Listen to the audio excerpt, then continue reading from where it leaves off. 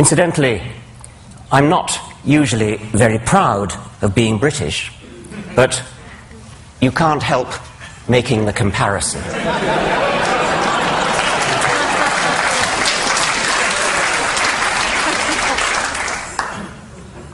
In practice, what is an atheist? An atheist is just somebody who feels about Yahweh the way any decent Christian feels about Thor or Baal or the golden calf. As has been said before, we are all atheists about most of the gods that humanity has ever believed in. Some of us just go one god further.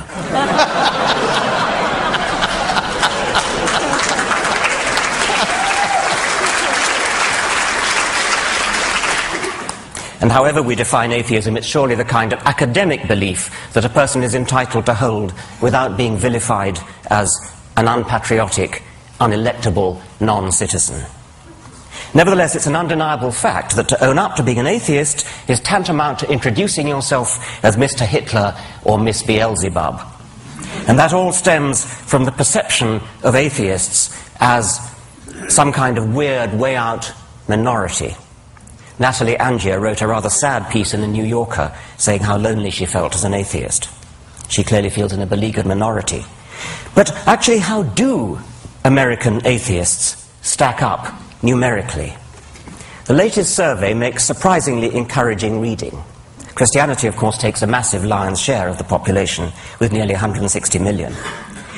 But what would you think was the second largest group, convincingly outnumbering Jews with 2.8 million, Muslims with 1.1 million, Hindus, Buddhists, and all other religions put together?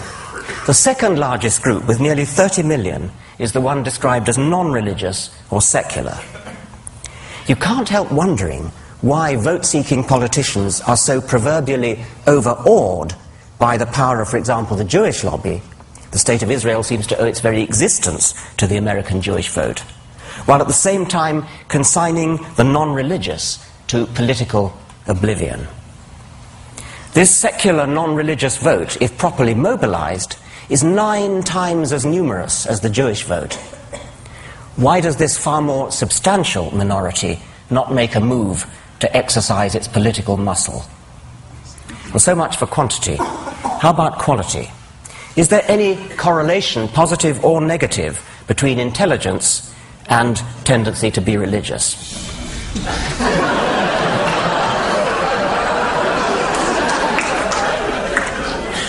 The survey that I quoted, which is the Aris survey, didn't break down its data by socioeconomic class or education or IQ or anything else. But a recent article by Paul G. Bell in the Mensa magazine provides some straws in the wind. Mensa, as you know, is an international organization for people with very high IQ. And from a meta-analysis of the literature, Bell concludes that, I quote, of 43 studies carried out since 1927 on the relationship between religious belief and one's intelligence or educational level, all but 4 found an inverse connection. That is, the higher one's intelligence or educational level, the less one is likely to be religious. Well, I haven't seen the original 42 studies, and I can't comment on that meta-analysis, but I would like to see more studies done along those lines. And I know that there are, if I could put a little plug here, there are people in this audience easily capable of financing a massive research survey to settle the question. And I put the suggestion up for what it's worth. But let me now show you some data that have been properly published and analyzed on one special group, namely top scientists. In 1998, Larson and Whittam polled the cream of American scientists, those who've been honored by election to the National Academy of Sciences. And among this select group, belief in a personal God dropped to a shattering 7%. About 20% are agnostic, and the rest could fairly be called atheists. Similar figures obtained for belief in personal immortality. Among biological scientists, the figure's even lower. 5.5% only believe in God. In physical scientists, it's 7.5%. I've not seen corresponding figures for elite scholars in other fields, such as history or philosophy, but I'd be surprised if they were different. So we've reached a truly remarkable situation. a grotesque mismatch between the American intelligentsia and the American electorate. A philosophical opinion about the nature of the universe, which is held by the vast majority of top American scientists, and probably the majority of the intelligentsia generally, is so abhorrent to the American electorate that no candidate for popular election dare affirm it in public. If I'm right, this means that high office in the greatest country in the world is barred to the very people best qualified to hold it, the intelligentsia, unless they're prepared to lie about their beliefs.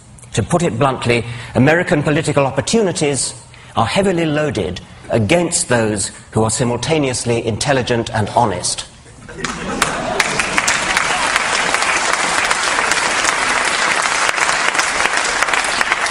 I'm not a citizen of this country, so I hope it won't be thought unbecoming if I suggest that something needs to be done.